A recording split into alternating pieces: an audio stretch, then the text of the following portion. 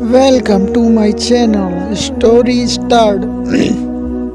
सबसे बड़ा मूर्ख कौन? एक राजा ने अपने मंत्री को एक सोने का डंडा देकर कहा, जो भी व्यक्ति तुमसे ज़्यादा मूर्ख दिखाई दे उसे ये सोने का डंडा दे देना, क्योंकि ये डंडा सिर्फ मूर्खों के लिए ही बना है। मंत्री डंडा लेकर चल पड़ा। बहुत तलाश करने के बाद उसे एक ऐसा मूर्ख व्यक्ति दिखाई पड़ा जो उससे भी ज़्यादा मूर्ख था, और उस मंत्री ने वो सोने का डंडा उसे देकर कहा कि यदि तुम्हें कोई अपने से भी ज़्यादा मूर्ख व्यक्ति मिले तो उसे ये डंडा दे देना, क्योंकि वह व्यक्ति भी अपने से ज़्यादा मूर्ख की तलाश में हर जगह घूमता रहा, पर उसे ऐसा एक भी व्यक्ति ना मिला। इस प्रकार कई महीने तक भटकते हुए वह व्यक्ति उसी राज दरबार में पहुंचा।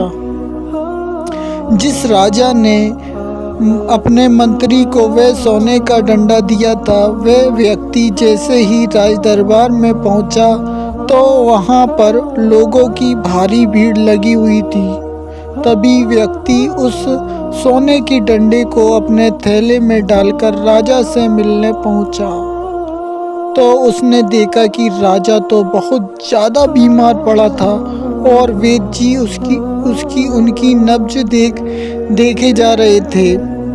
तभी राजा सभी लोगों से कहा कि मेरा अंत समय आ चुका है, अब मैं इस संसार को छोड़कर जा रहा हूँ। तभी उस व्यक्ति ने राजा से कुछ पूछने की आज्ञा मांगी।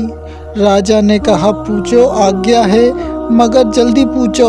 फिर उसे व्यक्ति ने पूछा कि महाराज, आपकी सेना, हाथी, घोड़े और जो राज्य आपने कई राजाओं और लोगों से मारकर जीता है, वह उन राजाओं से जीता हुआ सोना, चांदी, हीरे, मोती, इन सब का क्या होगा?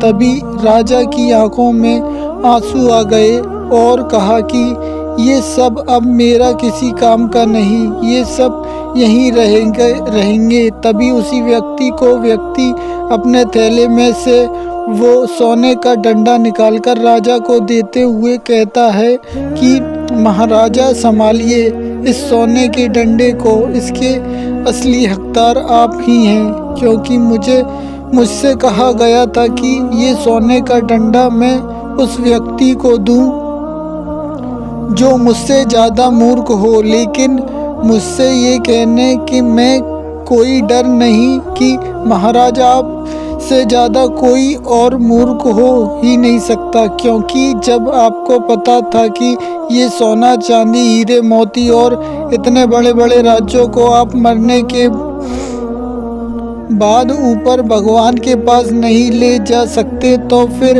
आपने इतने लोगों को क्यों मारा?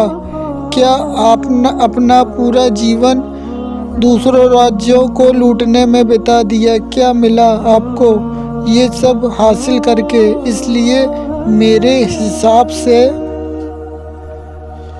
महाराज, पूरी दुनिया में आपसे बड़ा मूर्ख कोई नहीं हो सकता, इसलिए मैं आपसे माफ़ी चाहूँगा, लेकिन ये डंडा आप ही रखिए। ये कहकर वहाँ से वो व्यक्ति चला जाता है।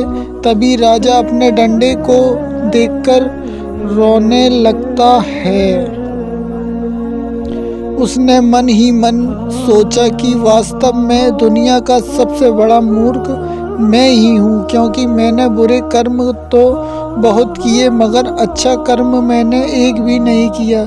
इस बात का राजा को बहुत ज़्यादा पछतावा होता है।